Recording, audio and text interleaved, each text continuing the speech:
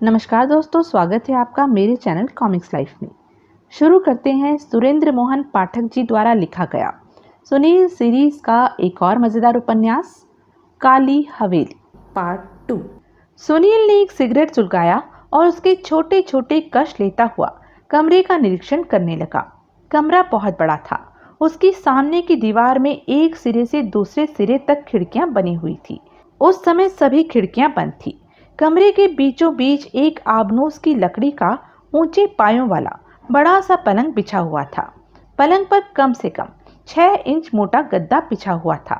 पलंग के पास एक छोटी सी मेज थी जिस पर एक पानी का जग रखा था। इसके अतिरिक्त कमरे में एक वार्डरोब जैसी अलमारी, एक राइटिंग टेबल और 2 कुर्सियां रखी थी। क्षमादान राइटिंग टेबल पर रखी थी। उसमें केवल एक ही मोमबत्ती जल रही थी जिसका हल्का पीला प्रकाश कमरे में फैला हुआ था। सुनील ने अपना एयर बैग मेज पर रखकर खोला और उसमें से नाइट सूट निकाल लिया। उसने कपड़े उतारे और नाइट सूट पहन लिया। उसके पहने हुए गीले कपड़े शरीर की उष्णता से ही काफी हद तक सूख गए थे। उसने कपड़ों को कुर्सियों की पीठ पर फैला दिया। सुनील पलंग के एक कोने पर बैठ गया और सिगरेट के कश लगाता हुआ सोचने लगा। पिछले कुछ ही घंटों में कितनी ही ऐसी बातें सुनील के दिमाग में आई थी जो देखने में बड़ी रहस्यपूर्ण और संदेहजनक लगती थी, लेकिन जिनका नतीजा कुछ भी नहीं निकला था। आखिर क्यों देवगाम के लोग उसे हवेली तक नहीं पहुंचने देना चाहते थे? क्यों होटल का गोवानी मालिक इस पर जोर दे रहा था कि सुनील को वापस चला जाना चाहिए? और विक्रम से कहाँ चला गया? क्यों वह इतने रहस्यपूर्ण ढंग से हवेली से गायब हो गया? उसने रात को, अगली सुबह या राजनगर भाग जाने से पहले ठाकुर साहब को सूचित करना क्यों जरूरी नहीं समझा? क्या सचमुच ही उसने भूत देख लिए थे? क्या सत्य ही भूत प्रेतों का अस्तित्व होता है? अगर हाँ, तो क्या हवेली में वाकई ठाकुर जोरावर सिंह के पूर्वजों की आत्माएं भटकती रहती हैं? सुनील का मन भूतों के अस्तित्व को स्वीकार नहीं करता था। भूतों को भी वह डरपोक लोगों के आतंकित मस्तिष्क की उपज मात्र मानता था। लेकिन संभव है उसकी धारणा गलत हो और भूत वास्तव में ही होते हों। जयपाल ने अवश्य ही कुछ देखा होगा। सुनील के नेत्रों के सामने राणा संग्राम सिंह की भयानक सूरत घूम गई। फिर उसके मानस पटल पर एक अस्थियों का पिंजर उभरा जो फौरन ही श्वेत परिधानधारी एक अप्सरा सी सुंदर युवती में बदल गया। फिर वह युवती भी गायब हो गई और उसकी जगह उसे एक विशाल काय काला लंगूर दिखाई दिया। और फिर मीनार की बाहरदारी में घूमती हुई रोशनी। क्या यह सब संभव है? सुनील के शरीर में रोमांच हो आया। उसने सिगरेट का आखिरी कश लगाया और उसका बचा हुआ टुकड़ा जमीन पर फेंककर जूते से मसल दिया। वह पलंग से उठ खड़ा हुआ और खिड़कियों की कतार के समीप पहुंचा। उसने एक खिड़की का बोल्ट हटाकर उसका एक पल्ला थोड़ा सा खोल दिया। अभी उसने खिड़की के पल्ले से हाथ हटाया ही था कि भड़ाक से खिड़की के दोनों पल्ले खुलकर बंद खिड़कियों के साथ जा टकराए। बाहर से साए साए करती हुई तेज हवा चल रही थी। तेज समुद्री हवा के झोंके कमरे में प्रविष्ट होने लगे और कमरे के पर्दे और बिस्तर की चादरें फड़फड़ाने लगी। सुनील ने खिड़की बंद करने का उपक्रम नहीं किया। उसने खिड़की के समीप जाकर बाहर झांका। बाहर काला समुद्र लहरें मार रहा था। बारिश बंद हो चुकी थी और तेज हवा से पेड़ पौधे बुरी तरह झूम रहे थे। खिड़की में से बाराहदारी में घुप अंधेरा था। वह खिड़की के समीप से हट गया और पलंग की ओर बढ़ा।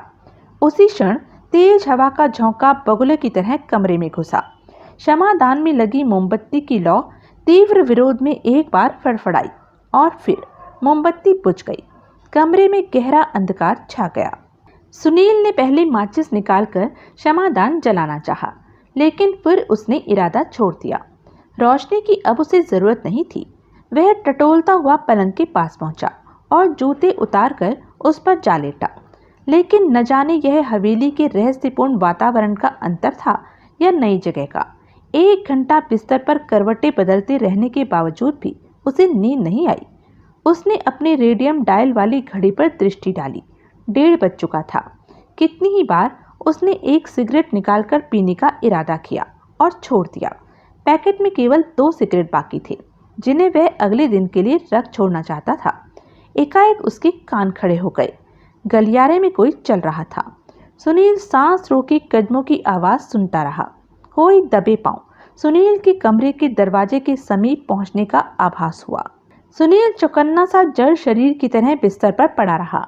कुछ क्षण शांति रही, फिर प्रकाश की एक पतली सी लकीर द्वार की झिर्री में से भीतर प्रविष्ट हुई और एक दो क्षण बड़े चंचल ढंग से कमरे में नाचती रहने के बाद गायब हो गई। उसके फौरन बाद ही वापस लौटते हुए हल्के कदमों की आवाज सुनाई दी। सुनील लपक कर बिस्तर में से निकला और द्वार के पास पहुंचा। उसने कमरे के द्वार को थोड़ा सा खोलकर बाहर झांका। गलियारा खाली था। सुनील दबे पांव भागता हुआ गलियारे के मोड़ तक पहुंचा, लेकिन मोड़ के बाद दूसरे गलियारे में भी उसे कोई दिखाई नहीं दिया। जयपाल ने बताया था कि सिरे के 2 कमरों में ठाकुर साहब और वह स्वयं रहता था। सुनील ने दोनों कमरों के द्वारों को बाहर से हल्के से धकेल कर देखा। दोनों भीतर से बंद थे। पहले सुनील ने सोचा कि वह जयपाल को जगाकर बताए कि हवेली में कोई है, लेकिन फिर उसने यह विचार त्याग दिया, क्योंकि जयपाल की नज़रों में हवेली के किसी का होना कोई हैरानी की बात नहीं थी। वह भूतों में विश्वास करता था, इसलिए सहज ही कह देगा कि कोई भूत होगा, और फिर शायद गलियारे में भूपत हो। जयपाल ने उसे यह नहीं बताया था कि भूपत कौन से कमरे में सोता है। वह वापस अपने कमरे की ओर चलने लगा। रास्ते में पड़ने वाले हर कमरे के दरवाजे को वह टटोल टटोल कर देख रहा था। सभी दरवाजों पर ताले झूल रहे थे। वह अब वापस अपने कमरे के सामने आ गया। उसने द्वार के भीतर कदम रखा ही था कि वह ठिठक कर खड़ा हो गया। कमरे के भीतर कोई था। किसी के बड़ी तेजी से सांस लेने की आवाज उसके कानों में पड़ रही थी। वह आंखें फाड़ फाड़ कर कमरे के अंधकार में घूरने लगा, लेकिन उसे कहीं कुछ दिखाई नहीं दिया। एक खट की आवाज हुई। मशीन की तरह उसके नेत्र आवाज की दिशा में घूम गए। क्षमादान मेज से गिरकर जमीन पर लुढ़क गया था, लेकिन मेज के आसपास उसे कोई दिखाई नहीं दिया। आतंक से सुनील की आंखें फट पड़ी। हे भगवान, वह बड़बड़ाया, यह क्या लीला है? कुछ क्षण तक कोई आवाज नहीं आई। सुनील ने साहस एकत्रित करके जेब की ओर हाथ बढ़ाया और माचिस निकाल ली। उसने माचिस की एक तिल्ली जलाई। कमरे में एक बार हल्का सा प्रकाश फैला, लेकिन फौरन तेज हवा के कारण तिल्ली बुझ गई। उतने समय में सुनील के नेत्र फिरकने की तरह सारे कमरे में घूम गए थे। कमरा खाली था। सुनील ने एक माचिस में से एक और तिल्ली निकाली और उसे जलाने लगा। उसी क्षण एक जोरदार धड़ाम की आवाज हुई, जैसे कोई भारी चीज गिरी हो, और साथ ही टूटती हुई लकड़ी की चरचराहट से कमरा गूंज उठा। सुनील ठगा सा खड़ा रहा। आवाज किसी चीज की थी, उसे समझ नहीं आई। उसी क्षण एक साया सा हवा में कूदा और फिर वह साया सुनील को अमानवीय तेजी से कमरे की खिड़की की ओर बढ़ता दिखाई दिया। कौन है? सुनील भयभीत स्वर से चिल्लाया। साया एक क्षण के लिए ठिठका। सुनील ने जल्दी से माचिस जलाई। साया खिड़की की ओर लपका। माचिस के धुंधले प्रकाश में सुनील को खिड़की के पास जो चेहरा दिखाई दिया, उसे देखकर सुनील के रोंगटे खड़े हो गए। उसके मुंह से आवाज नहीं निकली और आंखें चेहरे में से बाहर उबल पड़ी। वह एक बेहद स्याह चेहरे वाला, असाधारण डील डॉल वाला लंगूर था। माचिस बुझ गई। अगले क्षण वह साया खिड़की में से बाहर कूद गया। सुनील को जैसे लकवा मार गया था। कितने ही क्षण वह अपने स्थान से हिलने का हौसला नहीं कर पाया। फिर वह एक खिड़की की ओर लपका और दूसरी मंजिल से नीचे झांकने लगा। एक क्षण के लिए नीचे उसे 2 साए दिखाई दिए, जो शीघ्र ही अंधकार में विलीन हो गए। सुनील के चेहरे पर पसीने की बूंदें चुहचुहा आई। कितनी ही देर वह बुत की तरह खिड़की के पास खड़ा रहा। फिर उसने अपने सिर को एक जोरदार झटका दिया और अपनी मानसिक और शारीरिक शक्तियों को अपने अधिकार में करने का प्रयत्न करने लगा। उसने भड़ाक से खिड़की बंद कर दी। फिर उसने कमरा लांघकर द्वार भी बंद किया और फिर माचिस जला दी। माचिस के प्रकाश में उसने जमीन पर गिरा क्षमादान उठाया और क्षमा जला दी। कमरे में प्रकाश फैल गया। क्षमादान हाथ में लेकर वह पलंग की ओर बढ़ा। पलंग के समीप पहुंचते ही वह ठिठक कर खड़ा हो गया। पलंग के परखच्चे उड़े पड़े थे। कम से कम 3-4 मन का भारी पत्थर पलंग के उस भाग पर गिरा था, जहां अगर सुनील पलंग पर सोया हुआ होता तो उसका सिर होता। उसने क्षमादान की रोशनी कमरे की 20 फुट ऊंची छत पर डाली। जहां से वह पत्थर गिरा था वहां अभी भी धूल उड़ रही थी। सुनील के शरीर में सिहरन सी दौड़ गई। अगर वह पलंग पर सोया हुआ होता तो पलंग के साथ साथ उसके भी परखच्चे उड़ गए होते। हवेली उसे पहले से कई गुना अधिक खतरनाक लगने लगी। पत्थरों की छत में से वह पत्थर न जाने कब से ढीला हो चुका था और आज शायद तेज हवा की मार से अपने स्थान से उखड़ गया था। और वह लंगूर, हे भगवान, क्या वह वही प्रेत था जिसका जयपाल ने जिक्र किया था? सुनील ने क्षमादान वापस मेज पर रख दिया। फिर उसने कुर्सी की पीठ पर पड़े कोट की जेब में से सिगरेट का पैकेट निकाला और 2 में से 1 सिगरेट निकालकर सुलगा लिया।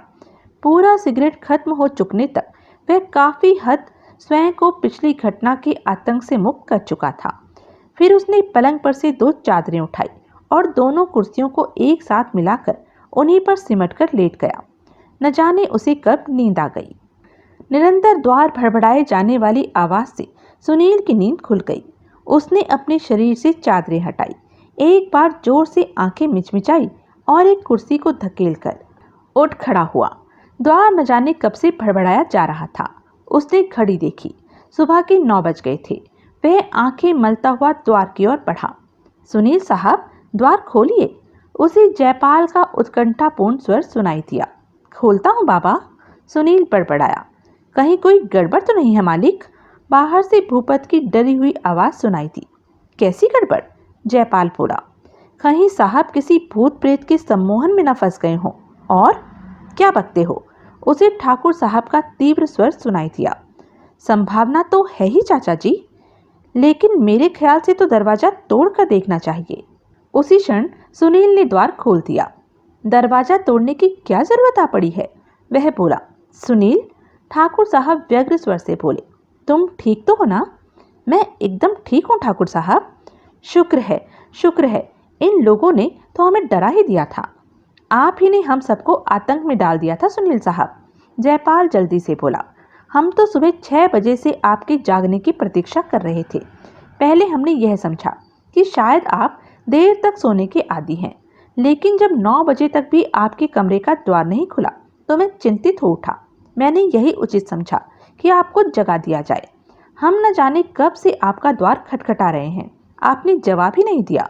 हम तो समझे थे कि हवेली के प्रेतों ने मेरा काम तमाम कर दिया। सुनील ने विनोदपूर्ण स्वर से वाक्य पूरा किया। जयपाल चुप रहा। उसके चेहरे से व्यग्रता के स्थान पर नाराजगी टपकने लगी थी। दरअसल पिछली रात को मुझे देर तक नींद नहीं आई थी, इसलिए सुबह मैं जल्दी उठ नहीं पाया। नींद क्यों नहीं आई बेटे? ठाकुर बोले। बिस्तर तो आरामदेह था ना? जी हाँ, सुनील बोला। बेहद, लेकिन अब वह दोबारा इस्तेमाल के काबिल नहीं रहा है। क्या मतलब? जयपाल बोला। जरा पलंग की सूरत देख लीजिए। सुनील द्वार से एक और हट गया और पलंग की ओर संकेत करता हुआ बोला।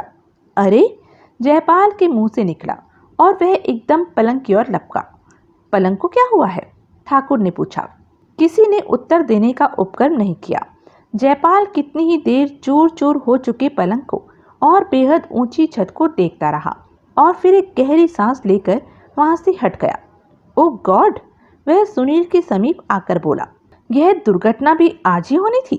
सुनील साहब, भगवान का लाख लाख शुक्र है कि आप बच गए, वरना आपकी मौत मेरे सर होती। जयपाल, ठाकुर तनिक तीव्र स्वर से बोला। हाँ चाचा जी, जयपाल बोला। क्या हुआ है? चाचा जी, इस कमरे में जहां सुनील के लिए पलंग बिछा हुआ है, उस स्थान से एकदम ऊपर छत से एक बहुत बड़ा पत्थर उखड़कर पलंग पर आ गिरा है। पलंग के परखच्चे उड़ गए हैं। पलंग पर सुनील होता तो इसका भी यही हाल होता। अरे, ठाकुर के मुंह से दहशत भरी आवाज निकली। इसीलिए मैं आपको बार बार कहता हूँ चाचा जी, यह हवेली अब खंडर होती जा रही है। अब यह रहने के काबिल नहीं रही। 400 साल पुरानी इमारत है, कहीं से भी कुछ न कुछ ढह जाता है। अगर आज सुनील को कुछ हो जाता तो इसकी जिम्मेदारी आप पर होती। ठाकुर खेदपूर्ण मुद्रा बनाए सिर झुकाए खड़े रहे। सुनील साहब, जयपाल सुनील से बोला, आपको पता कैसे लग गया कि पत्थर गिरने वाला है? मुझे कैसे पता लग सकता था? सुनील ने उत्तर दिया। मैंने तो छत की ओर झांक कर यह भी नहीं देखा था कि छत पत्थरों की बनी हुई है या किसी और चीज की। अच्छा, जयपाल विस्मयपूर्ण स्वर से बोला। तो फिर क्या आप पलंग पर सोए ही नहीं थे? मैं पलंग पर ही सोया था। तो फिर आप पत्थर की चपेट में आने से कैसे बच गए? मुझे भूतों ने बचा लिया, सुनील सहज स्वर में बोला। क्या? जयपाल चिढ़ कर बोला। क्या तुम्हें भी रात को भूत दिखाई दिए थे सुनील? ठाकुर ने पूछा। जी हाँ, सुनील ने उत्तर दिया। हुआ क्या था? जयपाल ने पूछा। मुझे रात को एकाएक द्वार के बाहर किसी की उपस्थिति का आभास हुआ था। मैंने द्वार खोलकर बाहर देखा था, लेकिन वहां कोई भी नहीं था। मैं सारे गलियारों में देख आया था, लेकिन मुझे कोई दिखाई नहीं दिया था। शायद वह कोई भूत था जो मुझे देखते ही अदृश्य हो गया था। मैं लौटकर अपने कमरे में आया तो मुझे दूसरा, आपका जाना पहचाना भूत दिखाई दिया। मेरा जाना पहचाना भूत? जी हाँ, एक विशाल काय स्याह काला लंगूर। मुझे अपने कमरे में उसकी एक झलक ही दिखाई दी थी। उसी क्षण छत पर से पलंग पर पत्थर आ गिरा था और फिर वह लंगूर खिड़की में से बाहर कूद गया था। जयपाल कुछ क्षण आंखें फाड़े सुनील को देखता रहा और फिर बोला। आपने वाकई उसे देखा? जी हाँ, उसने अपने रूप नहीं बदले। क्या मतलब? मतलब यह है कि वह लंगूर से कुछ और नहीं बना। अस्थि पंजर या खूबसूरत लड़की या राणा संग्रह सिंह? सुनील व्यंग्यपूर्ण स्वर से बोला। जयपाल चुप रहा। नहीं साहब, सुनील बोला, मुझे उस भूत ने इतनी ज्यादा इज्जत के काबिल नहीं समझा। मुझे तो उसने केवल अपना लंगूर वाला ही रूप दिखाया। खैर साहब, कई क्षण चुप रहने के बाद जयपाल बोला। जो हुआ उसका हमें बहुत दुख है। साथ ही इस बात की खुशी भी है कि भगवान ने आपकी रक्षा कर ली। मैं अभी आपके लिए नए कमरे का इंतजाम किए देता हूँ। नहीं, सुनील बोला, अब मुझे कमरे की जरूरत नहीं पड़ेगी। क्यों? जयपाल और ठाकुर दोनों एक साथ बोले। क्योंकि आज मैं यहाँ से वापस राजनगर चला जाऊंगा। घटनाक्रम इसी बात की ओर संकेत करता है कि विक्रम सिंह राजनगर पहुंचकर ही कहीं गायब हुआ है। यहाँ जो कुछ मैंने देखना है आज देख लूंगा। उसके बाद मैं राजनगर से ही अपनी तफ्तीश शुरू करूंगा। आई सी, जयपाल बोला। लेकिन बेटे, अच्छा था एक आध दिन और ठहरते। ठाकुर बोले। हवेली की हालत इतनी बुरी नहीं है जितनी जयपाल सिद्ध करने की कोशिश कर रहा है। हम तुम्हें विश्वास दिलाते हैं कि दोबारा ऐसी कोई गड़बड़ नहीं होगी। वह तो ठीक है ठाकुर साहब, सुनील शिष्ट स्वर से बोला, लेकिन मेरा मिशन तो विक्रम सिंह को तलाश करना है। यहाँ और रहने से मुझे कोई विशेष लाभ तो होने वाला नहीं है। ये ठीक ही तो कह रहे हैं चाचा जी, जयपाल बोला। अच्छा, ठाकुर बोले, जैसा तुम उचित समझो। सुनील साहब, जयपाल एकदम विषय बदलता हुआ बोला, ब्रेकफास्ट तैयार है। भूपत आपको बाथरूम दिखा देता है। आप ब्रश वगैरह कर लीजिए। ओके, आइए चाचा जी, जयपाल ठाकुर की बांह थामता हुआ बोला। ठाकुर चुपचाप जयपाल के साथ चल दिए। यह वह कमरा है सुनील साहब, जयपाल एक कमरे के बाहरी किवाड़ भीतर को धकेलता हुआ बोला, जिसमें विक्रम सिंह ठहरा था। सुनील चुपचाप कमरे का विशाल द्वार पूरी तरह खुलने की प्रतीक्षा करता रहा। उस समय वह फिर से अपना सूट पहने हुए था और उसके होठों में लकी स्ट्राइक का आखिरी सिगरेट दिखाई दे रहा था। जितनी देर में सुनील स्नान आदि से निर्वित हुआ था, इतनी देर में भूपत ने कोयले वाली प्रेस से उसकी कमीज और सूट की सिलवटें निकाल दी थी। ब्रेकफास्ट के फौरन बाद ही उसने जयपाल से आग्रह किया था कि वह उसे विक्रम सिंह का कमरा दिखा दे। कमरे का द्वार खुलने पर सुनील भीतर घुस गया और बड़ी बारीकी से कमरे की एक एक चीज का निरीक्षण करने लगा। आकार और शक्ल सूरत में कमरा लगभग वैसा ही था जैसा पिछली रात को सुनील को दिया गया था। सुनील ने आगे बढ़कर सामने की दीवार में बनी खिड़कियां खोल दी। कमरा प्रकाश से भर गया। उस समय बारिश बिल्कुल बंद थी, लेकिन आकाश पर अभी भी हल्के हल्के बादल छाए हुए थे और धूप के दर्शन नहीं हुए थे। पूरे 10 मिनट तक सुनील शेरलॉक होम्स की तरह कमरे की एक एक चीज का निरीक्षण करता रहा, लेकिन उसे वहां किसी भी प्रकार की तनिक सी भी असाधारणता के दर्शन नहीं हुए। उसे कोई ऐसा सूत्र नहीं मिला जो विक्रम सिंह के गायब हो जाने के रहस्य पर तनिक भी प्रकाश डाल सके। अंत में सुनील ने हथियार डाल दिए। विक्रम सिंह के गायब हो जाने के बाद आपको उसके बारे में उसकी कोई चीज नहीं मिली? सुनील ने पूछा। जी नहीं, जयपाल बोला। विक्रम के पास जो कुछ था वह सब वह अपने साथ ले गया था, या यूं कहिए वह सब उसके साथ गायब हो गया था। उस दिन के बाद क्या यह कमरा दोबारा खोला गया था? नहीं, आज आपके आने पर ही यह कमरा खोला गया है। भूपत ने सफाई करने के लिए तो इस कमरे को खोला होगा। नहीं खोला था। क्यों? जब कमरे में कोई रहने वाला ही नहीं था तो सफाई की क्या जरूरत थी? संभव है विक्रम सिंह लौट आता तो सफाई भी हो जाती। यह 400 साल पुरानी खंडर बनती जा रही हवेली है साहब, कोई शहर की आधुनिक कोठी तो नहीं है जिसके हर कोने की चमक दमक बरकरार रखी जाए, चाहे इस्तेमाल हो या न हो। आप ठीक कह रहे हैं, सुनील ने स्वीकार किया। चलिए। दोनों बाहर निकल आए। जयपाल ने कमरे का द्वार फिर बंद कर दिया। अब जयपाल बोला, अब ठाकुर साहब का दुर्लभ कलाकृतियों का संग्रह दिखा दीजिए। सुनील बोला, चलिए। सुनील जयपाल के साथ एक गलियारे में चल पड़ा।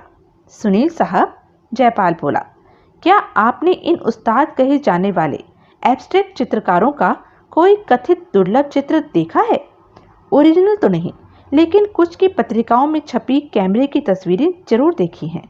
कौन से कलाकार की? लियोनार्डो दा विंसी की मोनालिसा देखी है। उसे छोड़िए, किसी एब्स्ट्रैक्ट चित्र की बात कीजिए। पिकासो की कुछ तस्वीरें देखी हैं। कुछ समझ में आया आपको? नहीं, सुनील ने स्वीकार किया। फिर भी आप चाचा जी का चित्र संग्रह देखने में दिलचस्पी रखते हैं?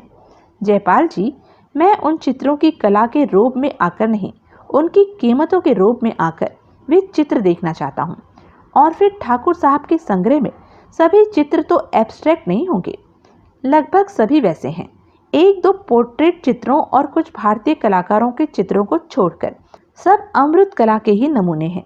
सच पूछिए तो मैंने तो यह देखा है कि देखने में जो चित्र जितना वाहियात है वह उतना ही अधिक कीमती है। सुनील के चेहरे पर मुस्कुराहट फूट पड़ी। मैं ठीक कह रहा हूँ, आप अभी उन चित्रों को देखेंगे ही। सुनील साहब, आधे से अधिक चित्रों के बारे में तो मुझे यह पता नहीं लगता कि वे सीधे किधर से हैं। कुछ चित्रों में केवल कुछ धब्बे दिखाई देते हैं, कुछ में केवल ज्योमेट्री की आड़ी तिरछी आकृतियां दिखाई देती हैं। चित्रों को देखकर यूं लगता है जैसे किसी दुर्घटनावश उन पर विभिन्न रंगों की कटोरियां टूट गई हों।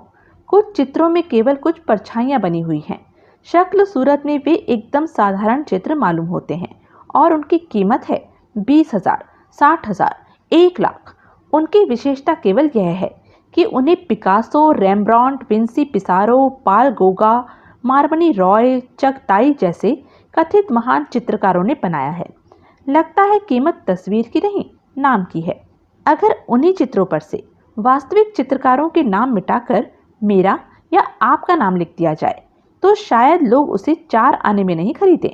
चित्र में से कुछ पल्ले पड़े या न पड़े, लेकिन क्योंकि उसे पिकासो ने बनाया है, हर प्रकार की वाहवाही के काबिल है। आप तो मॉडर्न आर्ट के बड़े खिलाफ मालूम होते हैं। मैं किसी आर्ट के खिलाफ नहीं हूँ, मैं तो केवल पैसे की बर्बादी के खिलाफ हूँ। ऐसे चित्रों पर लाखों रुपए बर्बाद करना मैं कोई समझदारी का काम नहीं मानता। सुनील साहब, मुझे ताव उन लोगों पर नहीं आता तो ऐसे ऊल जलूल चित्र बनाते हैं।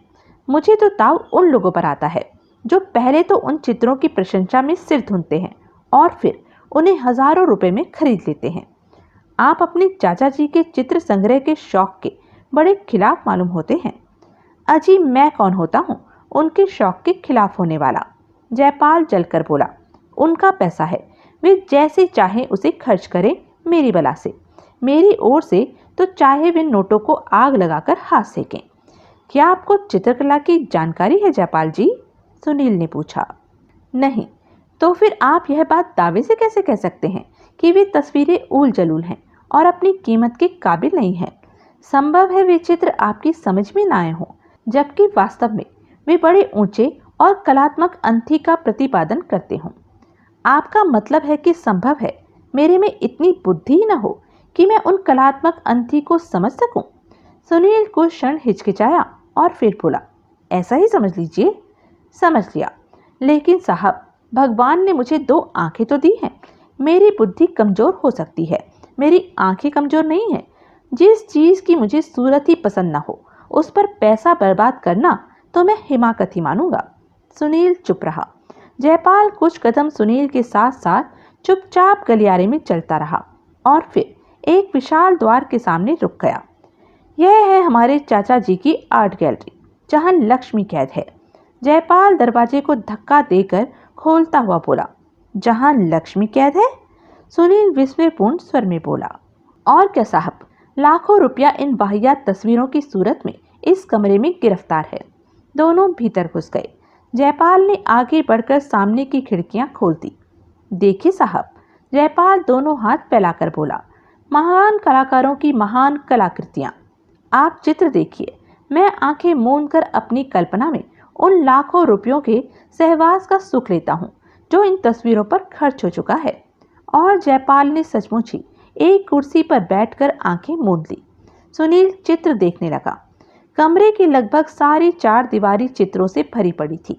हर आकार के चित्र थे वहां। सुनील एक एक करके उन चित्रों को देखने लगा। अधिकतर चित्र उसी प्रकार के थे जैसे जयपाल ने बयान किए थे। या तो वे चित्र वाकई अति साधारण थे, या फिर उनको समझने के लिए जिस ऊंची काबिलियत की जरूरत थी वह भगवान ने सुनील को नहीं दी थी। लेकिन अमृत कला के उन न समझ में आने वाले नमूनों में भी कुछ चित्र ऐसे जरूर थे जो अपनी विषय वस्तु की विशेषता और चित्रांकन की अद्भुतता के कारण हृदय पर एक स्थायी प्रभाव छोड़ते थे। ऐसे ही एक चित्र के सामने सुनील बहुत देर तक खड़ा रहा। वह पाल सलोन नाम के किसी कलाकार का बनाया हुआ चित्र था। चित्र का शीर्षक था न्यूड। चित्र में एक लगभग 20 वर्ष की भारी शरीर वाली पूर्ण रूप से विकसित नारी अंकित थी।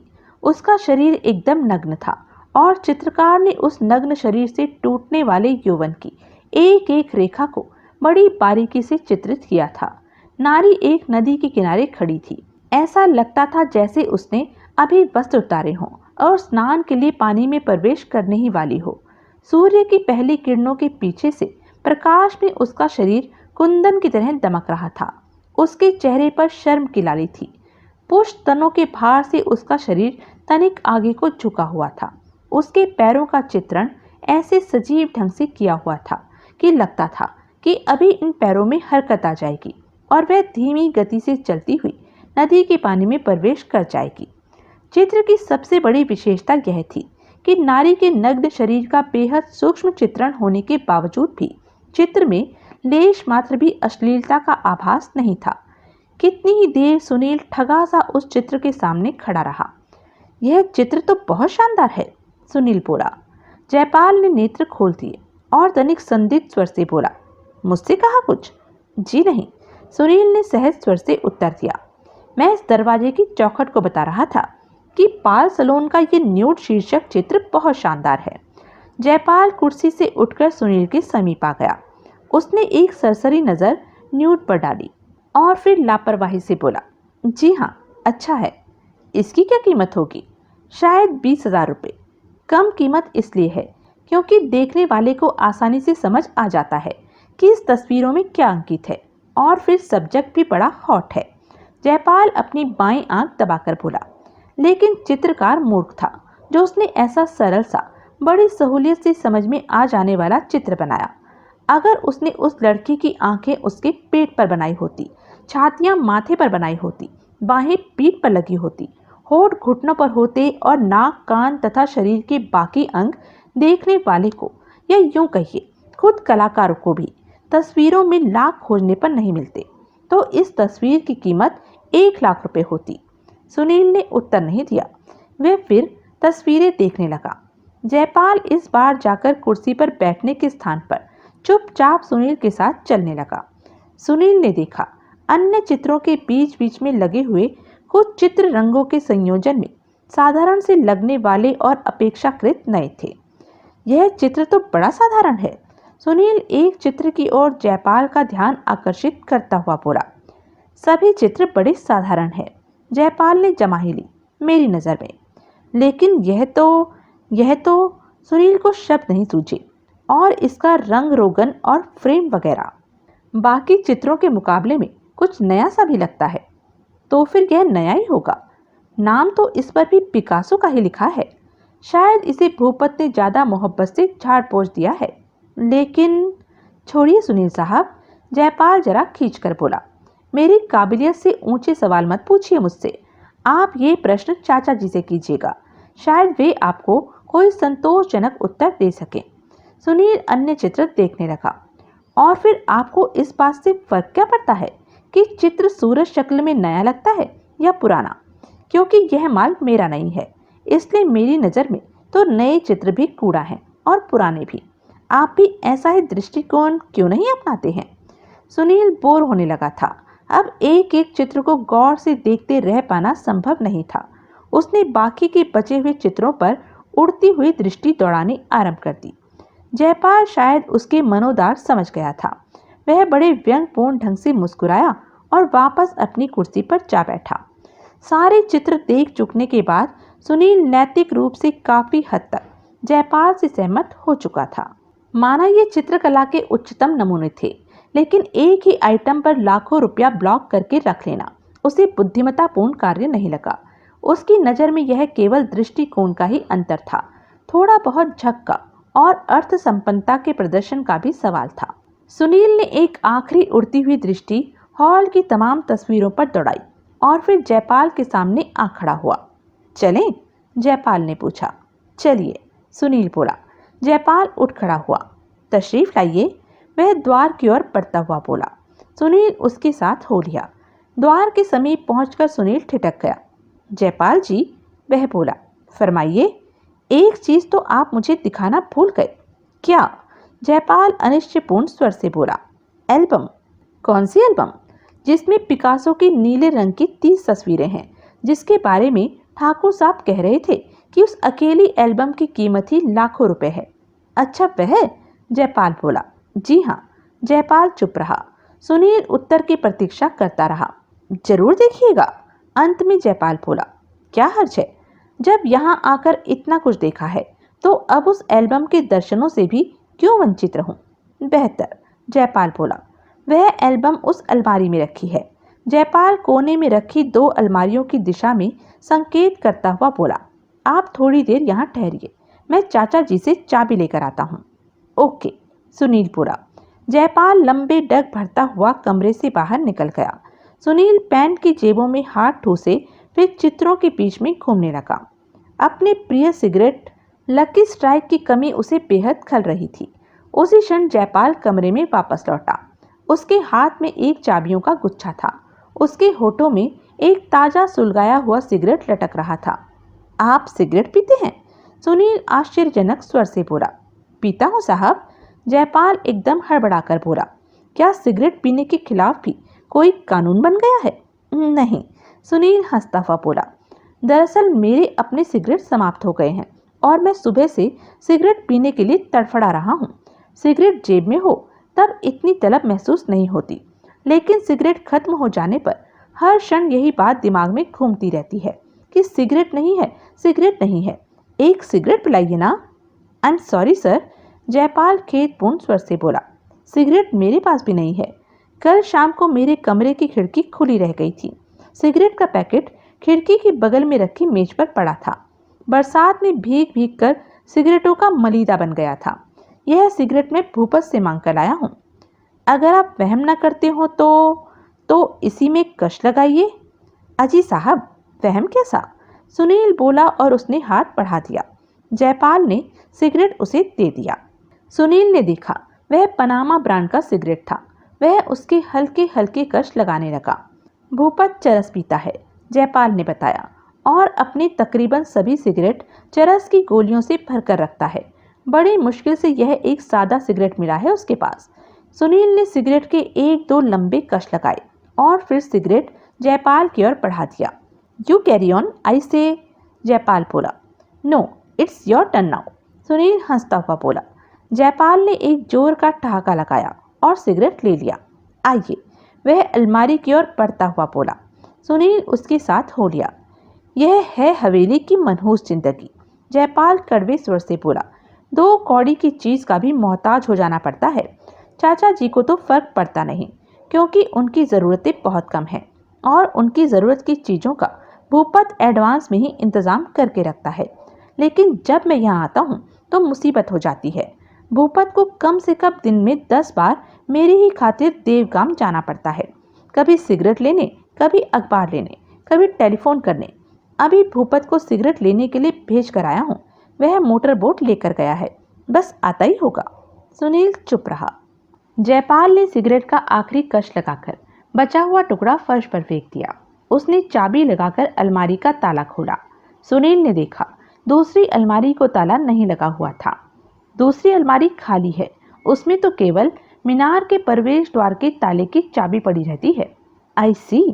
जयपाल ने अलमारी में से एक विशाल आकार की एल्बम निकाल ली और एल्बम सुनील को थमा दी।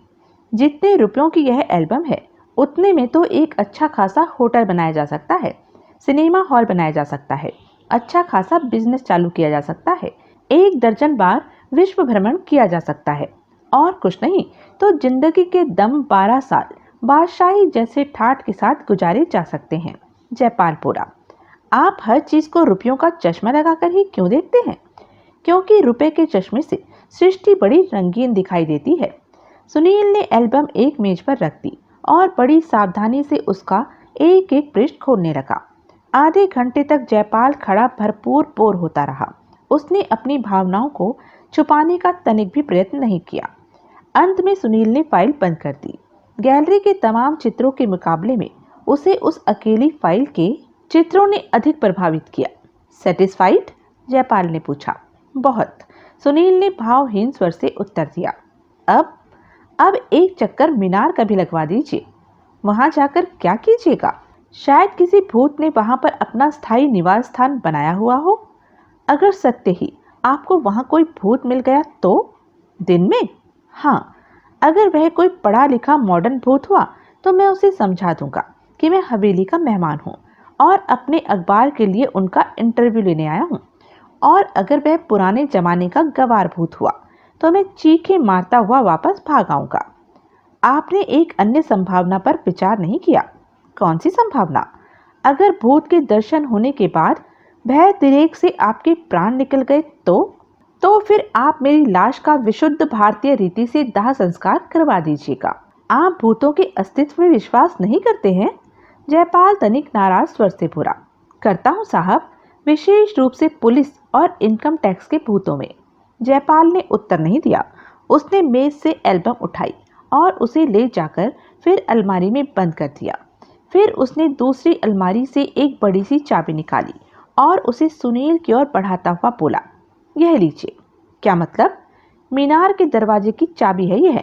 मीनार देख आइए जाकर। आप नहीं चलेंगे? मेरा ख्याल है मेरी गैर मौजूदगी में आप भूतों का बेहतर इंटरव्यू ले सकेंगे। आप डरते हैं? सुनील उपहास भरे स्वर में बोला। हाँ साहब, डरता हूँ। फिर? जयपाल ने कठोर स्वर से उत्तर दिया। कुछ नहीं, लाइए चाबी। जयपाल ने उसे चाबी दे दी और बोला, आइए आपको सीढ़ियों तक छोड़ाऊं। धन्यवाद, सुनील शुष्क स्वर से बोला। मैंने सीढ़ियां देखी हैं। आप भटक जाएंगे? भरी दोपहर में नहीं भटकूंगा, मर्जी आपकी।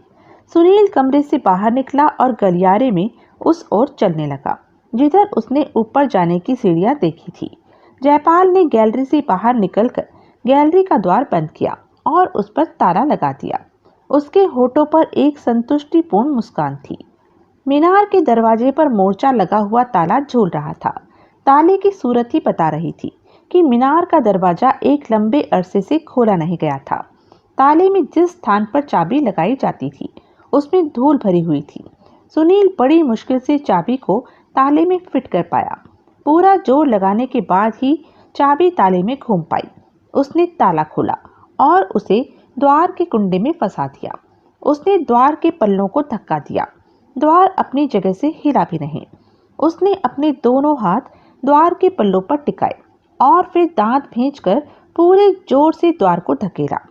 आबनूस की लकड़ी का भारी दरवाजा एक तीव्र चरचराहट की आवाज के साथ खुल गया। सुनील को विश्वास हो गया कि मीनार का दरवाजा सत्य ही एक लंबे अरसे से नहीं खोला गया था। वह मीनार में घुस गया और उसकी गोल सीढ़ियां चढ़ने लगा। मीनार की दीवारों में सीढ़ियों के घुमाव के साथ ही झरोखे बने हुए थे जिसमें ठंडी हवा तीर की सी तेजी से मीनार में प्रविष्ट हो रही थी। पिछली रात की बारिश के पानी की बौछारें मीनार में भी घुस आई थी जिसके कारण सीढ़ियां गीली थी। किसी जमाने में शायद मीनार बहुत इस्तेमाल होती थी। निरंतर हाथों के रगड़ लगते रहने के कारण मीनार की दीवारें संगमरमर की तरह मुलायम और चमकदार हो गई थी। दीवार पर हाथ लगने से हाथ फिसलता था। लगभग ऐसा ही हाल सीढ़ियों का भी था। सीढ़ियों के पत्थर निरंतर प्रयोग के कारण बीच के भाग में से खिस गए थे और एक आर्क की सूरत धारण कर चुके थे। सुनील संभाल संभाल कर सीढ़ियां चढ़ता गया। सीढ़ियों के आखिरी सिरे पर एक और दरवाजा था जो बंद था, लेकिन उस पर ताला नहीं लगा था। वह दरवाजा भी नीचे के दरवाजे की तरह ही भारी था, लेकिन उसके पल्ले सुनील के हाथों के साधारण से दबाव से ही भीतर की ओर खुलते चले गए। सुनील उस दरवाजे में से गुजरकर मीनार के बरादरी नुमा गुंबद में प्रविष्ट हो गया। गुंबद की सारी गोलाई में खिड़कियां थी, लेकिन किवाड़ किसी में नहीं लगे हुए थे। तेज और ठंडी हवा तूफान के वेग से खिड़कियों के रास्ते गुंबद में प्रविष्ट हो रही थी। ठंडक के कारण सुनील के शरीर में झुरझुरी सी दौड़ गई। वह संभल कर चलता हुआ एक खिड़की के पास पहुंचा और दीवार को मजबूती से पकड़कर खिड़की के पास झांकने लगा। हवा इतनी तेज थी कि उसे लग रहा था कि अगर वह दीवार से अपनी पकड़ ढीली कर दे तो हवा उसे खिड़की से बाहर अपने साथ उड़ाकर ले जाएगी। और फिर उसने नीचे झांका और वह सिहर उठा। वहां से गिरने पर तो आदमी के शरीर के परखच्चे उड़ जाते। दूर क्षितिज तक समुद्र का अथाह जल फैला हुआ दिखाई दे रहा था। हवेली के आसपास समुद्र में कितनी ही दूर तक पानी में से झांकती हुई काली चट्टानें दिखाई दे रही थी। उनमें से कुछ चट्टानें तो इतनी बड़ी थी कि वे छोटे मोटे टापू मालूम होते थे। वह वहां से हट गया और विपरीत दिशा की एक खिड़की के पास पहुंचा। वहां से देवगाम का किनारा दिखाई दे रहा था। समुद्र में देवगाम से हवेली की ओर एक मोटर बोट आ रही थी। शायद भूपत वापस लौट रहा है, उसने सोचा। वह खिड़की के पास से हट गया। वह काफी हद तक निराश हो चुका था। मीनार उसे एकदम निर्दोष लग रही थी। उसकी स्थिति देखकर ऐसा नहीं लगता था कि पिछले काफी अरसे से उसमें कोई घुसा हो या घुस सकता हो। नीचे के दरवाजे का ताला ऐसा तो नहीं था जिसकी डुप्लीकेट चाबी तैयार न की जा सके, लेकिन ताले की हालत अपनी कहानी खुद कह रही थी। उसे महीनों से खोला नहीं गया था। तो क्या जयपाल की ही बात सच थी? क्या मीनार में दिखाई देने वाली रोशनी सत्य ही कोई प्रेतलीला थी? लेकिन सुनील की बुद्धि भूतों के अस्तित्व को स्वीकार करने के लिए तैयार नहीं थी। वह वापस जाने के लिए द्वार की ओर घूमा। उसी क्षण उसे द्वार के पीछे से कोई सफेद सी चीज झांकती हुई दिखाई दी। सुनील द्वार के समीप पहुंचा और घुटनों के बल बैठ गया। वह एक सिगरेट का लगभग 1 इंच लंबा पिया हुआ टुकड़ा था। सुनील ने सावधानी से सिगरेट का टुकड़ा उठा लिया। वह पनामा सिगरेट का टुकड़ा था। सुनील कुछ क्षण सिगरेट को अपनी उंगली में घुमाता हुआ परखता रहा और फिर वह सिगरेट को अपनी नाक के पास ले गया। जली हुई चरस की तीव्र गंध उसके नथुनों में घुसी। उसे जयपाल की बात याद हो आई। भूपत चरस पीता है और उसका ब्रांड भी पनामा है।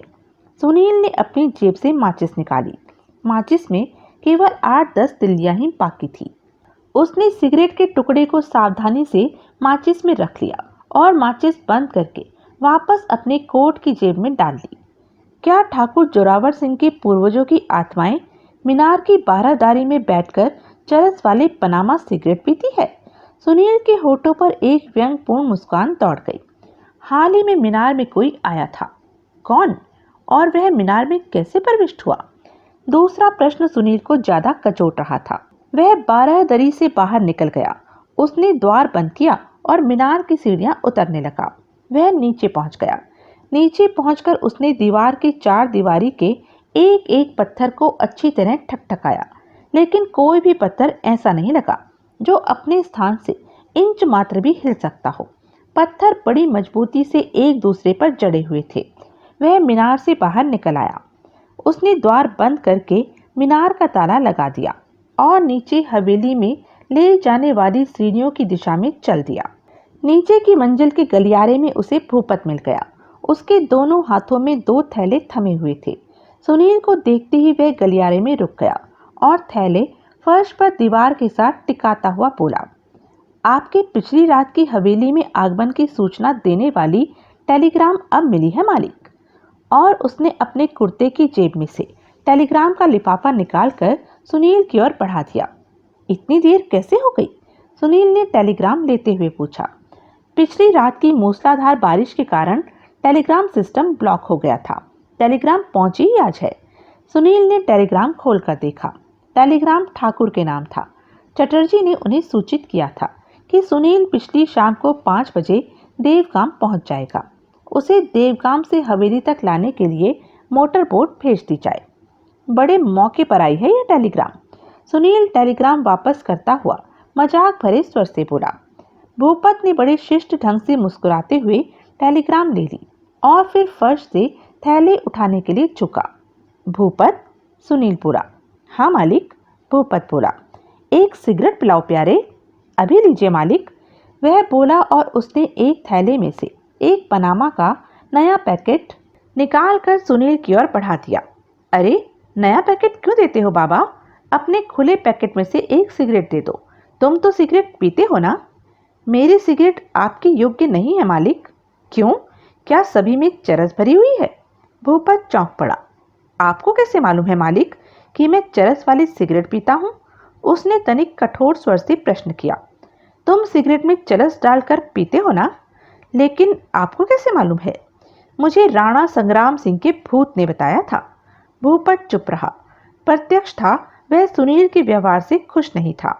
सुनील ने पैकेट उसके हाथ से ले लिया और उसमें से निकालकर एक सिगरेट सुलगा लिया। सुनो, वह सिगरेट का ढेर सारा धुआं उगलता हुआ बोला। फरमाइए मालिक, कभी तुमने भी मीनार की बारादरी में रोशनी देखी है? जी हाँ, कई बार। तुम्हारे ख्याल से मीनार में रोशनी कैसे होती है? कोई प्रेत लीला ही है मालिक। छोटे ठाकुर कहते हैं हवेली में भूत प्रेत बसते हैं। तुमने हवेली में कोई भूत देखा है? स्पष्ट कुछ नहीं देखा मालिक, लेकिन कई बार मैंने हवेली के गलियारों में साए से मंडराते देखे हैं। कई बार रात को अजीब अजीब आवाजें सुनकर मेरी नींद खुल जाती है, लेकिन ये समझ में नहीं आता कि आवाजें आ कहाँ से रही हैं। हवेली के कई कमरे ऐसे हैं जिन्हें साफ करते समय ऐसा आभास होता है जैसे वहाँ कोई हो, कोई रह रहा हो, लेकिन दिखाई कोई नहीं देता। आवाजें कैसी सुनाई देती हैं तुम्हें? खिड़कियों, दरवाजों के अपने आप बंद होने और खुलने की आवाजें, भारी चीजों की उठा पटक की आवाजें, भारी कदमों के चलने की आवाजें और न जाने क्या क्या। तुम डरते नहीं? बहुत डरता हूँ मालिक। फिर भी इस भूतही हवेली में रहते हो? क्या करूँ मालिक, मजबूरी है, रहना पड़ता है। क्यों? मैं गरीब आदमी हूँ। बड़े ठाकुर मुझे बहुत पैसा देते हैं, लालच छोड़ नहीं पाता हूँ। मतलब यह है कि पैसे का लालच तुम्हें इस हवेली में रखे हुए है। भूपत ने स्वीकृति सूचक ढंग से सिर हिला दिया। अगर पैसे की बात न होती तो तुम इस हवेली में नहीं रहते। हरगिज नहीं रहता। यहाँ रहने से मेरी तो जान सूली पर टंगी रहती है। सुनील कुछ क्षण विचारपूर्ण मुद्रा बनाए चुपचाप सिगरेट की कश लेता रहा और फिर बोला, तुम कभी मीनार के ऊपर बने गुंबद में गए हो? शुरू में जब मैं बड़े ठाकुर के साथ यहाँ रहने के लिए आया तब 4-5 बार गया था। क्यों? यूं ही, केवल उत्सुकतावशी, ऊपर से समुद्र का नज़ारा देखने के लिए। फिर बाद में कभी मीनार पर नहीं चढ़े? जी नहीं। आखिरी बार ऊपर कब चढ़े थे? याद नहीं। फिर भी साल से ज़्यादा हो गया होगा।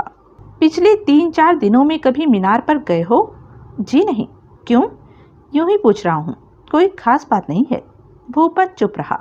तुम्हें मालूम है मीनार के दरवाजे के ताले की चाबी कहाँ पड़ी रहती है? जी हाँ, आर्ट गैलरी की एक अलमारी में। कई क्षण चुप रहने के बाद भूपत ने उत्तर दिया। भूपत चुपचाप सुनील का मुंह देखता रहा। अच्छा, ये लो। सुनील पैकेट उसकी ओर बढ़ाता हुआ बोला। इसे आप रख लीजिए मालिक। भूपत बोला। ऑल राइट, सुनील बोला। उसने पैकेट जेब में रख लिया और अपना पर्स निकाल लिया। नहीं मालिक, भूपत उसका मंतव्य समझकर जल्दी से बोला। आप हवेली के मेहमान हैं, आपकी सेवा करना हमारा धर्म है। मतलब यह है कि तुम सिगरेट के पैसे नहीं लोगे? भूपत ने उत्तर नहीं दिया। वह विनयपूर्ण मुद्रा बनाए चुपचाप खड़ा रहा। ओके, सुनील ने पर्स फिर जेब में डाल दिया। मेरे लायक कोई और सेवा मालिक? नहीं, सुनील अनिश्चित स्वर से बोला। भूपत ने अपने थैले उठाए और चुपचाप गलियारे में चल दिया। सुनील उसे जाता देखता रहा। भूपत की दृष्टि से ओझल होते ही वह विक्रम सिंह के कमरे की दिशा में चल दिया। एक गलियारे के फर्श पर 15-16 फुट के लगभग लंबा बांस पड़ा था। सुनील ने वह बांस उठा लिया। विक्रम सिंह के कमरे के सामने पहुंचकर उसने बांस को गलियारे की दीवार के साथ टिका दिया और द्वार की सांकल हटाकर किवाड़ों को धक्का दिया। द्वार नहीं खुला। सुनील ने दोनों हाथ लगाकर द्वार को जोर से धक्का दिया। द्वार फिर भी नहीं खुला। सुनील के चेहरे पर उलझन के भाव उभर आए। कुछ ही समय पहले जब वही द्वार जयपाल ने धकेला था तो वह बिना किसी विशेष उपकरण के फौरन खुल गया था। सुनील ने द्वार के साथ अपना कंधा भिड़ाकर उसे पूरे जोर से धक्का दिया। द्वार में हल्का सा स्पंदन पैदा हुआ, लेकिन वह खुला नहीं। शायद द्वार भीतर से बंद हो। सुनील ने जोर से द्वार खटखटाया और प्रतीक्षा करने लगा। कोई प्रतिक्रिया नहीं हुई। भीतर कौन है? सुनील द्वार भड़बड़ाता हुआ जोर से चिल्लाया। कोई उत्तर नहीं मिला। उस क्षण गलियारे में जयपाल प्रकट हुआ। सुनील को देखकर वह लंबे डग भरता हुआ उसके समीप पहुंचा और तनिक संदिग्ध स्वर से बोला, क्या बात है सुनील साहब? यह सुनील बोला, यह विक्रम सिंह के कमरे का दरवाजा नहीं खुल रहा है। अच्छा, जयपाल बोला और द्वार को धकेलकर देखने लगा। ऐसा धकेलने से तो नहीं खुला ही है, सुनील बोला। मैं इस पर काफी जोर आजमाइश कर चुका हूँ। जयपाल का द्वार की ओर दोबारा बढ़ता हुआ हाथ एकदम रुक गया। उसके माथे पर पल पड़ गए। सुनील बड़ी गौर से उसके चेहरे के बदलते हुए भाव देखता रहा। सुनील साहब, जयपाल बड़े नर्वस स्वर से बोला, मुझे अब याद आया है। दरअसल इस दरवाजे के पल्लों में नुक्स है। कई बार यह दरवाजा जाम हो जाता है। दोनों पल्ले एक दूसरे में इस बुरी तरह फंस जाते हैं कि खोले नहीं खुलते। अच्छा, जी हाँ। आप क्यों खोलना चाहते थे इसे? यूं ही सोचा था एक नज़र और फिरा लूं। ज़रूर, आप यहाँ ठहरिए, मैं भूपत को बुलाकर लाता हूँ, फिर दरवाज़ा खोलने की कोशिश करते हैं। नहीं, सुनील बोला, कोई ऐसी जल्दी नहीं है। आप दरवाज़ा फिर खुलवा दीजिए। मर्जी आपकी, जयपाल बोला। जी लीजिए, सिगरेट पीजिए। सुनील ने भूपत का दिया पनामा का पैकेट निकालकर जयपाल की ओर बढ़ाया। आपके पास तो सिगरेट थे नहीं सुनील साहब। जयपाल पैकेट में से सिगरेट निकालता हुआ बोला। यह पैकेट भूपत ने दिया है, सुनील बोला। सुनील ने भी एक सिगरेट अपने होठों से लगाया और फिर दोनों सिगरेट सुलगा दिए। आपका ब्रांड क्या पनामा ही है सुनील साहब? मेरा ब्रांड तो लकी स्ट्राइक है, लेकिन जब वह न मिले तो कुछ भी पी लेता हूँ।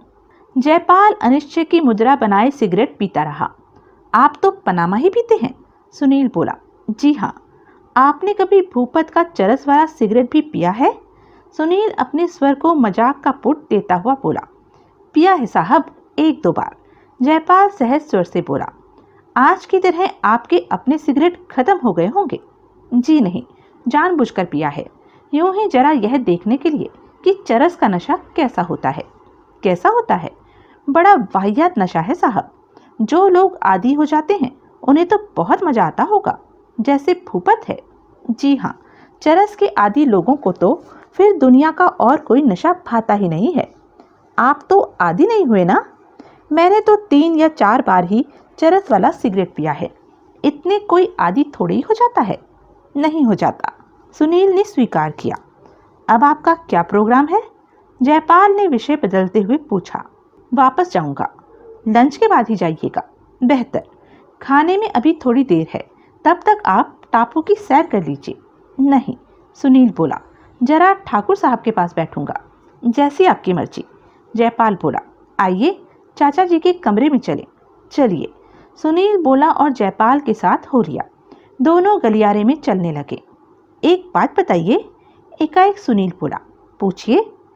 पिछली रात को आपने मुझे बताया था कि हवेली 400 साल पुरानी होने के बावजूद भी काफ़ी मजबूत है और काफ़ी सुरक्षित भी है, लेकिन फिर भी मेरे कमरे की छत का एक पत्थर कैसे उखड़कर मेरे पलंग पर आ गिरा, यह तो मैं खुद भी नहीं समझ पा रहा हूँ। दरअसल मुझे तो हवेली की दीवारों के बारे में ही मालूम था कि वे बहुत मजबूत हैं, लेकिन संभव है अब छतें कमज़ोर हो चली हों। क्या इससे पहले भी ऐसी कोई दुर्घटना हुई है कि कहीं से छत का कोई पत्थर उखड़ गया हो? जी हाँ। नहीं, पहली बार ही ऐसा हुआ है। सुबह आप ठाकुर साहब को कह रहे थे कि हवेली खंडर होती जा रही है। वह तो मैंने चाचा जी के मन में दहशत पैदा करने के लिए कह दिया था, ताकि चाचा जी इस बखेड़े में से निकलने के बारे में सोचें। और फिर यह मेरी धारणा ही तो है कि हवेली पुरानी होते हुए भी मजबूत है। मैं कोई इंजीनियर तो नहीं हूं ना। संभव है मेरी धारणा गलत हो। संभव है एक दिन कल जैसी ही किसी तूफानी रात में एकदम से सारी की सारी हवेली ही ढह जाए। आई सी। जयपाल चुप रहा। दोनों मोड़ घूमकर उस गलियारे में आ गए जिसके सिरे पर ठाकुर का कमरा था। हाल ही में आप कभी ऊपर मीनार में गए हैं? नहीं, मैं तो ऊपर तभी गया था जब मैंने पहली बार मीनार में रोशनी देखी थी। यह कब की बात है? काफ़ी अरसा हो गया है। 6-7 महीने तो हो ही गए होंगे। पिछले 3-4 दिन में कभी आप मीनार में नहीं गए? नहीं। क्यों? कुछ नहीं, यूं ही पूछ रहा था।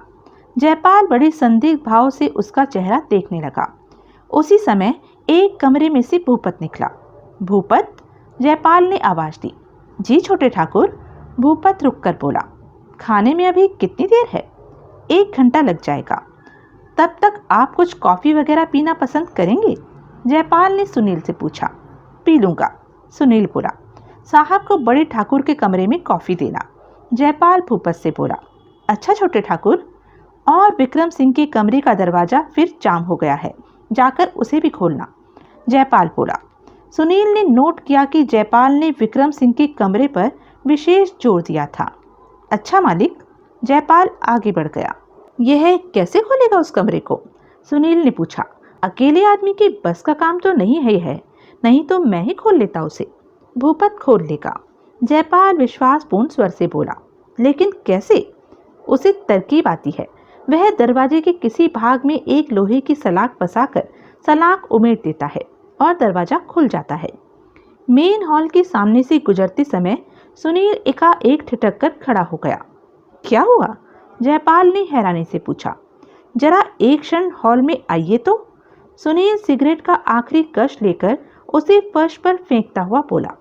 क्यों? मैं राणा संग्राम सिंह की तस्वीर पर एक नज़र दिन की रोशनी में भी डाल लेना चाहता हूँ। क्यों? यूं ही। सुनील साहब। जयपाल तनिक खींच भरे स्वर से बोला।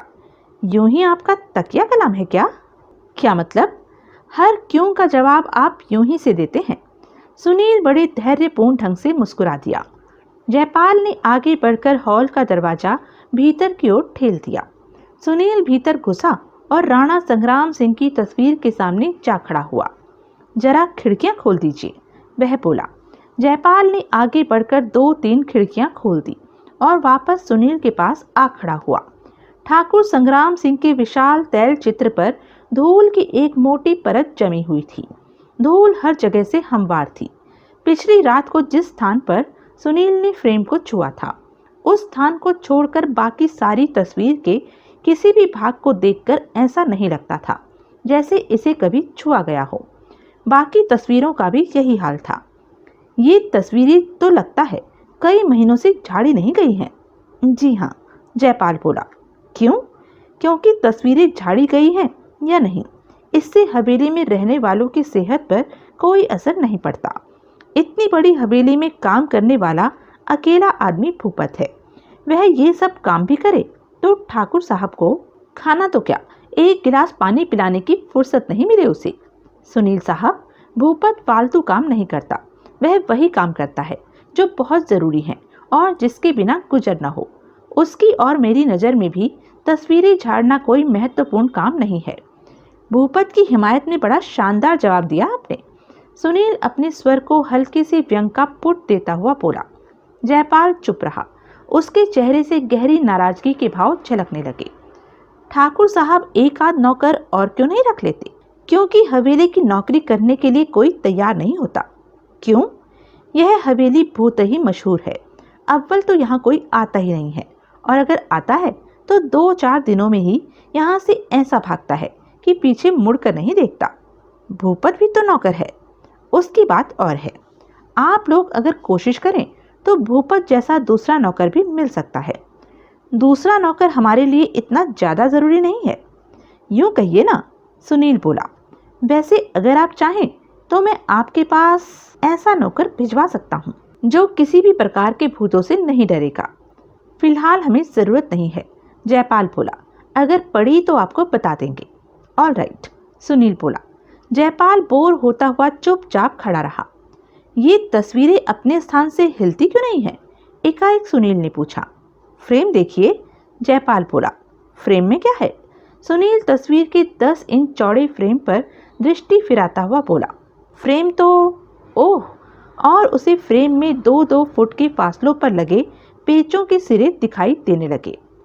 इन तस्वीरों के फ्रेम, जयपाल बोला, 6-6 इंच लंबे पेचों की सहायता से दीवार में फिक्स किए हुए हैं। ये तस्वीरें बहुत भारी हैं।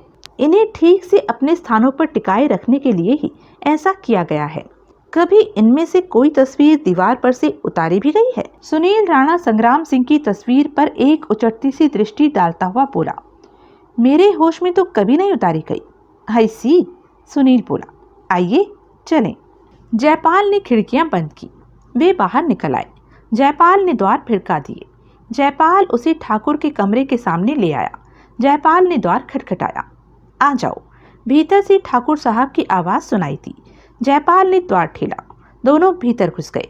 ठाकुर साहब एक विशाल पलंग पर तकियों से पीठ लगाए अधलेटे से बैठे थे और गहन चिंतन की सी मुद्रा बनाए हुक्का पी रहे थे। कमरा सुगंधित तंबाकू की गंध से भरा हुआ था। कौन? ठाकुर साहब ने पूछा। चाचा जी, मैं हूँ, जयपाल बोला, और साथ में सुनील साहब हैं। अच्छा अच्छा, आओ बैठो। दोनों पलंग के समीप रखी 2 कुर्सियों पर बैठ गए। सुनील बेटे, ठाकुर साहब बोले, हमें पिछली रात की घटना का बेहद अफसोस है। छोड़िए ठाकुर साहब, सुनील बोला, आप तो बार बार अफसोस जाहिर करके मुझे शर्मिंदा कर रहे हैं। एक दुर्घटना होनी थी जो हो गई, उसमें आपका या किसी का कोई दोष थोड़ी है, और फिर मेरा कुछ बिगड़ा थोड़ी ही है। तुम बहुत उदार प्रकृति के आदमी हो बेटे, ठाकुर साहब बोले। हम तुम्हें देख नहीं सकते, इसका हमें दुख है। सुनील चुप रहा। उसकी समझ में नहीं आ रहा था कि वह क्या कहे। ठाकुर विचारपूर्ण भाव से कई क्षण हुक्का गुड़गुड़ाते रहे। सुनील भी कुछ नहीं बोला। सुनील साहब, जयपाल एकाएक उठता हुआ बोला, आप चाचा जी से बातें कीजिए, मैं कॉफ़ी की पोजीशन देख कर आता हूँ। बेहतर, सुनील बोला। चाचा जी, मैं जरा जा रहा हूँ, जयपाल बोला। अच्छा, ठाकुर साहब बोले। जयपाल लंबे डग भरता हुआ कमरे से बाहर निकल गया। द्वार फिर बंद हो गया। एक क्षण के लिए उसके कदमों की दूर होती हुई आवाज़ आती रही और फिर चुप्पी छा गई। सुनील ने एक सिगरेट सुलगाया और उसके कश लेने लगा। उसने एक खोजपूर्ण दृष्टि कमरे के द्वार की ओर डाली और फिर उठ खड़ा हुआ। ठाकुर साहब, वह ठाकुर के समीप पहुंचकर बोला। हाँ बेटा, आपसे कुछ प्रश्न पूछना चाहता हूँ। पूछो। आपको थोड़ी तकलीफ करनी होगी। क्या? जरा पलंग से उठकर मेरे साथ खिड़की के पास आ जाइए। क्यों? यहाँ क्या है? प्लीज़ सवाल मत पूछिए। जैसा मैं कहता हूँ कृपया वैसा ही कीजिए। अच्छा, ठाकुर साहब बोले और पलंग से उतर पड़े। सुनील उन्हें सहारा देकर खिड़की के पास ले आया। ठाकुर साहब, सुनील सिगरेट का एक गहरा कश लेकर धीमे स्वर से बोला। हाँ, पहले तो आप जयपाल के विषय में कुछ बताइए। क्या बताऊं? वह आपका सगा भतीजा है? नहीं। तो? सीधा रिश्ता कुछ भी नहीं है। एक बड़े कस्बे और गोल मोल के रिश्ते से यह हमारा भतीजा लगता है, लेकिन क्योंकि हमारा अपना तो कोई सगा संबंधी है नहीं, इसलिए जयपाल को हम अपने बेटे की तरह मानते हैं। आपके पास कब से रह रहा है यह? कई सालों से। इसकी माँ मरने से पहले जयपाल को हमें सौंप गई थी। क्या जयपाल भी आपको पिता की तरह मानता है? मानता है, क्यों नहीं मानेगा? जयपाल अच्छा लड़का है। करता क्या ही है? क्या मतलब? आखिर नौजवान आदमी है, कुछ तो करता होगा। कोई बिजनेस, नौकरी या? जयपाल फिलहाल कुछ भी नहीं करता है, ठाकुर साहब तनिक खेदपूर्ण स्वर से बोले। क्यों? बेटे, ठाकुर साहब बोले, इसमें जयपाल का कसूर नहीं है। आखिर वह भी तो ठाकुर खानदान का ही एक सदस्य है ना। हमारी 7 पुश्तों में किसी ने कोई काम नहीं किया। अगर यही कुछ नहीं कर रहा तो कौन सी हैरानी की बात है। लेकिन ठाकुर साहब, आपके ज़माने में और अब के ज़माने में बहुत फ़र्क है। पहले आप लोगों की अपनी बादशाहत होती थी, तब आप लोगों का कुछ ना करना भी अपने आप में एक काम माना जाता था। लेकिन आजकल तो अगर आदमी कुछ करे नहीं तो समाज में उसकी प्रतिष्ठा नहीं होती। एक निकम्मे आदमी के लिए तो पहाड़ जैसा दिन गुजारना मुश्किल हो जाता है। पड़े पड़े तो आदमी में भी जंग लग जाता है, और फिर खाली दिमाग तो शैतान का घर होता है। आदमी हजार खुराफाते सोचता है। शायद तुम ठीक कह रहे हो।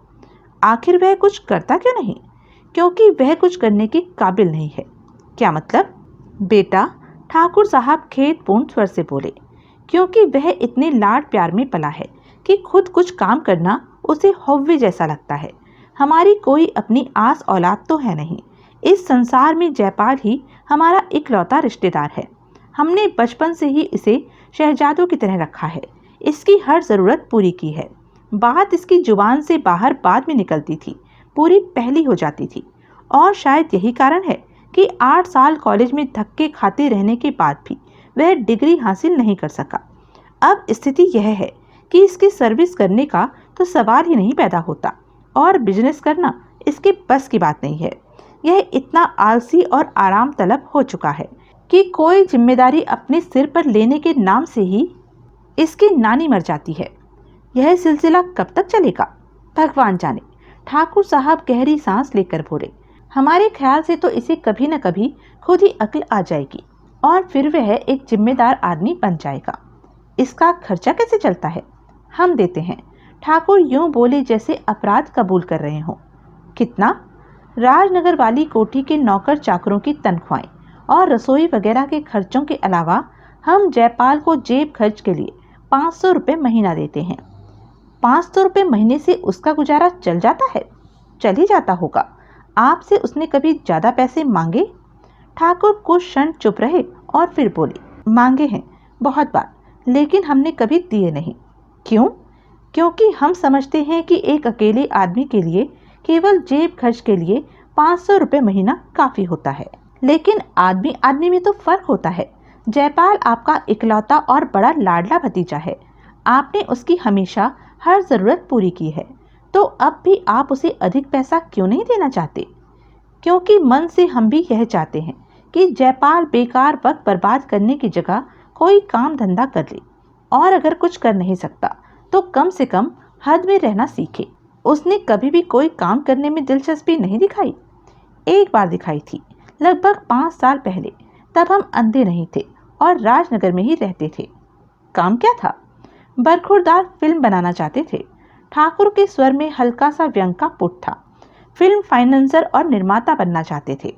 नतीजा क्या निकला? नतीजा यह निकला कि जयपाल ने हमारा 20 लाख रुपया डुबो दिया। कैसे? फिल्म पिट गई, पैसा लोग खा गए। जिस लाइन का तजुर्बा ना हो उसमें ऐसा ही होता है।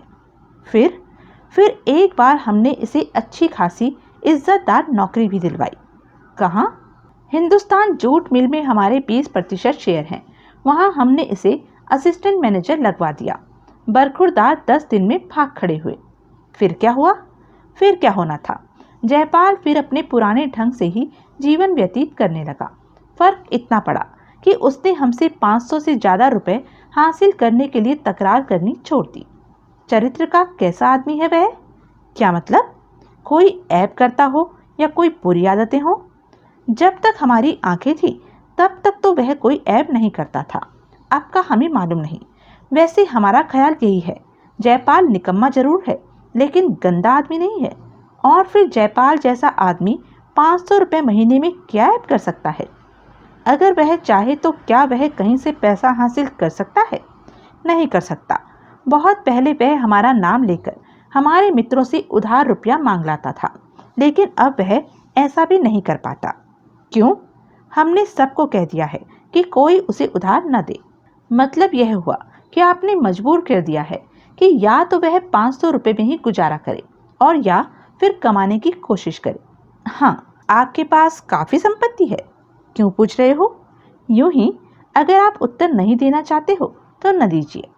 हम अपने दुर्लभ चित्र इकट्ठे करने के शौक में काफ़ी रुपया उड़ा चुके हैं, लेकिन फिर भी अभी हमारे पास 15-16 लाख रुपया और काफ़ी सारे खानदानी जेवर वगैरह हैं। अचल संपत्ति के नाम पर एक राजनगर की कोठी बाकी है। बाकी सब कुछ बेच दिया हमने। इसके अलावा कुछ अच्छा लाभ दिखाने वाली कंपनियों के शेयर हैं हमारे पास। आप अपने जेवर, शेयर और नगद रुपया वगैरह कहाँ रखते हैं? बैंक में। बैंक में? तो फिर आप बैंक से डील कैसे करते हैं? आपकी आंखें तो कोई अधिक अंतर नहीं पड़ता। जिस बैंक में हमारा अकाउंट है उसका मैनेजर हमारा दोस्त है। हमारी आंखें न होने से फर्क इतना पड़ता है कि हम अपने किसी प्रतिनिधि को चेक देकर बैंक नहीं भेज सकते। बैंक से संबंधित किसी भी काम के लिए हमें खुद बैंक में मैनेजर के सामने हाजिर होना पड़ता है। मतलब यह हुआ कि अगर जयपाल को आप रुपया न दें तो और किसी भी तरीके से वह रुपया हासिल नहीं कर सकता। हाँ, आर्ट गैलरी में जो आपके चित्र संग्रहित हैं वे गिनती में कितने हैं? 104 चित्र हैं और एक पिकासो की 30 चित्रों वाली एल्बम है। और सभी चित्र कीमती हैं? हाँ, अगर जयपाल उनमें से कुछ चित्र उतार कर ले जाए और उन्हें बाजार में बेच दे तो आपको क्या पता लगेगा? ठाकुर साहब के चेहरे पर घबराहट के चिन्ह दिखाई देने लगे। यह सच है, वे बोले। अगर ऐसा हो जाए तो हमें पता नहीं लगेगा, लेकिन हमें विश्वास है ऐसा हो नहीं सकता। जयपाल इतना नीचे नहीं गिर सकता कि हमसे रुपया हासिल न होने पर चोरी करने लगे। घबराइए नहीं, सुनील बोला। वास्तव में ऐसा कुछ हुआ नहीं है। मैंने आपके चित्र गिने हैं, वे 104 ही हैं। कोई चित्र गायब नहीं हुआ है। और पिकासो वाली एल्बम, उसमें भी पूरे 30 चित्र मौजूद हैं। ठाकुर साहब के मुंह से शांति की एक गहन निश्वास निकल गई। जयपाल अच्छा लड़का है, वे बोले। वह चोरी जैसी गंदी हरकत नहीं कर सकता। और भूपत, वह भी विश्वसनीय नौकर है और फिर उसकी कोई गलत हरकत मुझसे तो छुप सकती है, लेकिन जयपाल से नहीं छुप सकती। सुनील कई क्षण चुपचाप रहा और फिर बोला, क्या यह सच है कि हवेली में ऐसे ऐसे तहखाने और राहदारियां हैं कि अगर कोई नया आदमी उनमें फंस जाए तो जिंदगी भर नहीं निकल सकता? सच है। आपको वे सब रास्ते आते हैं? सब नहीं आते, लेकिन काफी आते हैं। हवेली के मुख्य द्वार के अलावा भी हवेली के भीतर घुसने का या बाहर निकलने का कोई और रास्ता है? क्यों? यूं ही पूछ रहा हूँ। 2 रास्ते हैं, ठाकुर बोले। एक तो पीछे की ओर सीधा समुद्र में जा खुलता है, लेकिन वह रास्ता कुछ साल हुए हमने बंद करवा दिया था। क्यों? उसकी जरूरत भी नहीं थी। और फिर उस रास्ते में कई बार हवेली की निचली मंजिल में पानी आ जाया करता था। और दूसरा रास्ता सामने की ओर लॉन में निकलता है, लेकिन मेरी जानकारी में तो वह कभी इस्तेमाल नहीं किया गया है। दरअसल बेटे, इन रास्तों की जरूरत आज से सैकड़ों साल पहले हुआ करती थी, जब सत्ता के लोभी और विस्तार के इच्छुक राजा महाराजा अपने अड़ोसियों पड़ोसियों पर हमले करते रहा करते थे। उस जमाने में यह रास्ते इसलिए बनाए जाते थे कि अगर दुश्मनों द्वारा हवेली घेर ली जाए तो राज परिवार चुपचाप बाहर निकल सके। यह रास्ता कहाँ है? सूरज से तो दिखाई नहीं देता है। वह हवेली की दीवार का एक 4 गुना 4 फुट का पत्थर है जो अपने स्थान पर घूम जाता है। कैसे? हवेली के बाहर लॉन में एक बहुत पुराना बड़ का पेड़ है। उसका तना खोखला है। उस तने के अंदर एक पहिया सा लगा हुआ है। उस पहिए से जुड़ी हुई जंजीरें जमीन के अंदर ही अंदर उस पत्थर तक गई हैं। वह पहिया घुमाने से पत्थर घूम जाता है, बशर्ते कि अब तक यह पत्थर जाम न हो चुका हो। और वह पत्थर भीतर की ओर से कैसे हटता है? भीतर की ओर गलियारे की दीवार में एक लीवर जैसी लोहे की खूंटी लगी हुई है। उसे नीचे खींचने से पत्थर हट जाता है। अच्छा, सुनील बोला। अब एक आखिरी बात और बताइए। पूछो। आप यह मान क्यों नहीं लेते कि विक्रम सिंह अपनी मर्जी से हवेली में से चला गया है? ठाकुर चुप रहे। आपकी मोटर बोट की देवगाम के किनारे मौजूदगी और आपकी कार की राजनगर में मौजूदगी इसी बात की ओर संकेत करती है कि विक्रम सिंह खुद अपनी मर्जी से हवेली से चला गया है। क्यों? कारण कुछ भी हो सकता है। बहस के लिए वही कारण मान लीजिए जो जयपाल ने बताया है। संभव है उसने सत्य ही रात को भूत देख लिया हो। तो फिर उसने एक बार हवेली से चले जाने के बाद हमें सूचित करना जरूरी क्यों नहीं समझा? संभव है वह अपनी कमजोरी छुपाना चाहता हो। वह यह जाहिर नहीं करना चाहता हो कि वह डरपोक आदमी है। हमें यह बात अपील नहीं करती। क्यों? हमारा मन नहीं मानता। आपका मन क्यों नहीं मानता? ठाकुर साहब चुप रहे। उनके चेहरे से बेचैनी टपकने लगी। विक्रम सिंह आपके पुराने मित्र का लड़का है? हाँ, बस जयपाल कहता था कि हवेली बहुत कमजोर हो गई। सुनील एकदम बात बदलता हुआ बोला, और अब आपको यहाँ रहना नहीं चाहिए। क्या यह सच है?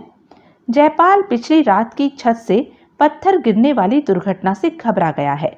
वह पत्थर कैसे गिर गया हम नहीं जानते, लेकिन हमारे ख्याल से हवेली इतनी कमजोर नहीं है। लेकिन संभव है हमारा ख्याल गलत हो। हवेली अभी भी पहले जितनी मजबूत है। हम यह बात दावे से नहीं कह सकते। मतलब यह है कि ऐसी दुर्घटना दोबारा भी हो सकती है। ठाकुर चुप रहे। आपका एक नौकर से काम चल जाता है? सुनील ने पूछा। चल जाता है, लेकिन एक नौकर और मिल जाए तो ज्यादा सहूलियत हो सकती है। कैसे? कई बार जब भूपत सामान वगैरह खरीदने के लिए देवगाम चला जाता है और मुझे किसी चीज की तत्काल जरूरत पड़ जाती है तो बड़ी परेशानी हो जाती है। या कभी भूपत छुट्टी ही मांग लेता है। तो आप दूसरा नौकर क्यों नहीं रखते? कोई नौकर टिकता ही नहीं यहाँ। नया नौकर मोटी तनख्वाह के लालच में बड़े हौसले से आता है, लेकिन 4 दिन से अधिक नहीं टिकता। प्रेत लीला से डरकर? जयपाल और भूपत तो यही कहते हैं। जयपाल कहता है कि हवेली में दूसरे नौकर की कोई खास जरूरत नहीं है।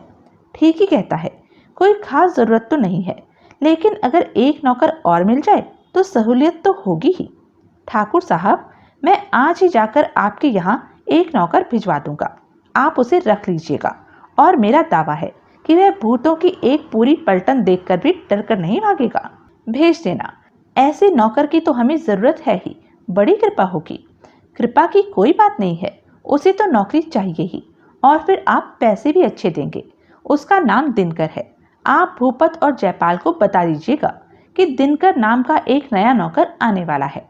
अच्छा, आइए पलंग पर चलें। सुनील उनकी बाह पकड़कर बोला, मैंने बहुत तकलीफ दी आपको। कोई बात नहीं, ठाकुर बोले। सुनील ने ठाकुर को फिर पलंग पर बैठा दिया और स्वयं उनके सामने कुर्सी पर बैठ गया। ठाकुर हुक्के के कश लगाने लगे, लेकिन हुक्का बुझ चुका था। उसी क्षण कमरे का द्वार खुला और भूपत और जयपाल भीतर प्रविष्ट हुए। भूपत के हाथ में चांदी का शानदार कॉफी सेट था। कॉफी आ गई चाचा जी, जयपाल बोला। अच्छा, ठाकुर भावहीन स्वर से बोले। जयपाल फिर अपनी वाली कुर्सी पर बैठ गया। भूपत ट्रे एक कोने की मेज पर रखकर कॉफी बनाने लगा। खाने में अभी थोड़ी देर है, जयपाल बोला। ठीक है, कोई बात नहीं। भूपत ने सबको कॉफी दे दी। लंच के बाद में चला जाऊंगा ठाकुर साहब, सुनील बोला। क्यों? ठाकुर चौंक कर बोला। विक्रम सिंह की तलाश राजनगर से ही शुरू करूंगा। ओह अच्छा, जयपाल तुम्हें मोटर बोट पर किनारे ले जाएगा। आगे राजनगर कैसे जाओगे? अगर दोबारा वापस लौटने का इरादा हो तो हमारी कार ले जाइए, जयपाल बोला। या फिर मैं आपको राजनगर छोड़ आऊंगा। नहीं, सुनील बोला, इतनी ज्यादा तकलीफ करने की जरूरत नहीं पड़ेगी। पिछली रात को मैंने आपको बताया था कि रास्ते में मेरी गाड़ी बिगड़ गई थी। मैं अपनी गाड़ी एक मैकेनिक को सौंप आया था। अब तक वह ठीक हो चुकी होगी। अगर आपको तकलीफ ना हो तो आप मुझे वहां तक छोड़ आइएगा। तकलीफ कैसी साहब? जयपाल बोला। थैंक यू, सुनील ने उत्तर दिया और चुपचाप कॉफी के कश लेने लगा। तो यह थी अब तक की कहानी।